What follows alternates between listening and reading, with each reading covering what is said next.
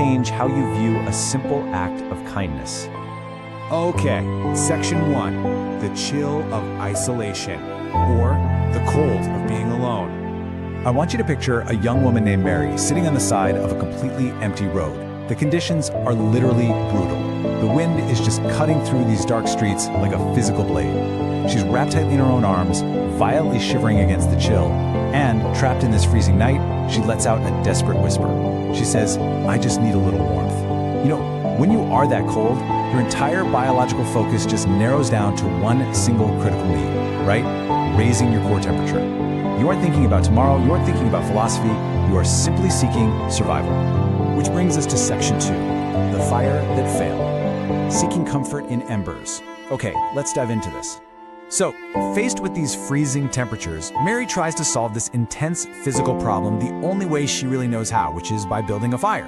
Step 1, she gathers whatever broken wood she can find nearby.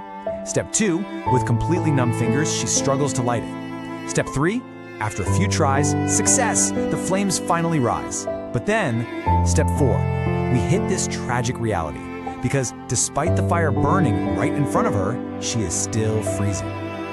She moves closer to the fire. She literally stretches her hands out toward the burning wood. The light is flickering across her face, physically illuminating her, and yet she is still violently shaking. And so she asks this absolutely heartbreaking question. Why isn't this working? I mean, the mechanics of the fire are working perfectly, right?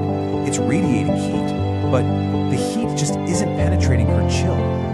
Now, what's really interesting about this is that Mary wasn't just suffering from the physical cold of the winter weather, the wind and the dropping temperatures. Her true affliction was the deep existential cold of being alone. And that explains exactly why the fire failed.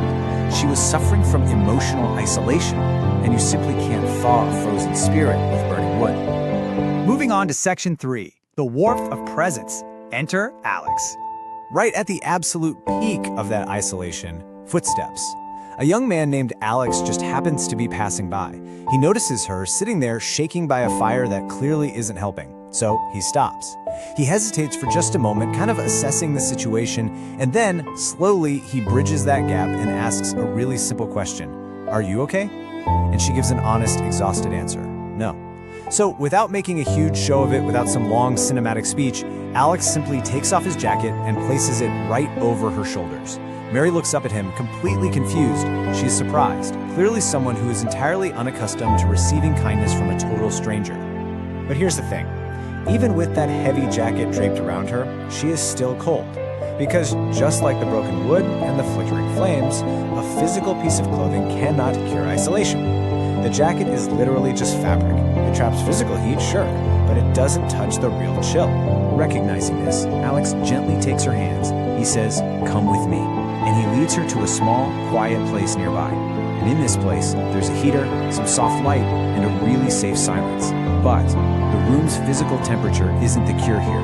So, the crucial point is, it wasn't the heater that finally stopped Mary shivering. It was the undeniable fact that another human being had chosen to just sit with her in the dark. His presence was the cure.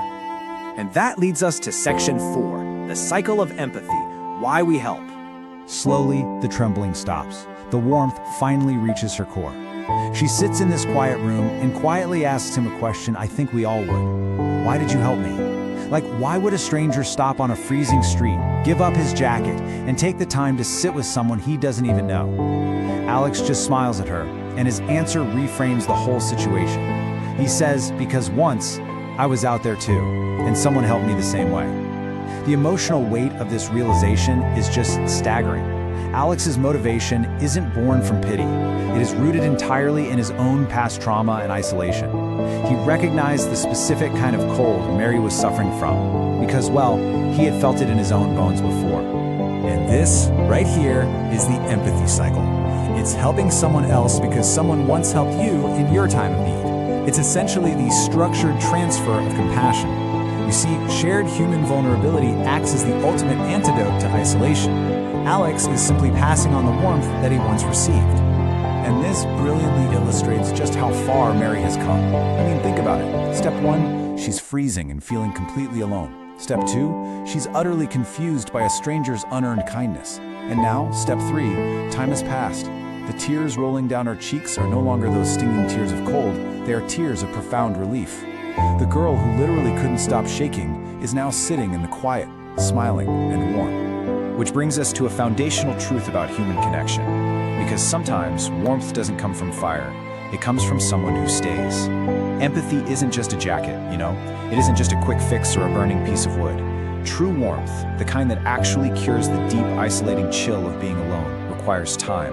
It requires presence. It requires someone making the active choice to stay by your side until the shivering stops. As we let our virtual campfire fade down to embers, I want to turn this narrative directly over to you. Who is the warmth in your life? Who is the person that stayed with you when your own fire just wasn't working? And perhaps even more importantly, within this beautiful, ongoing cycle of empathy, who are you staying for? Think about that as you go about your week. Thank you so much for joining me for this explainer, and I will see you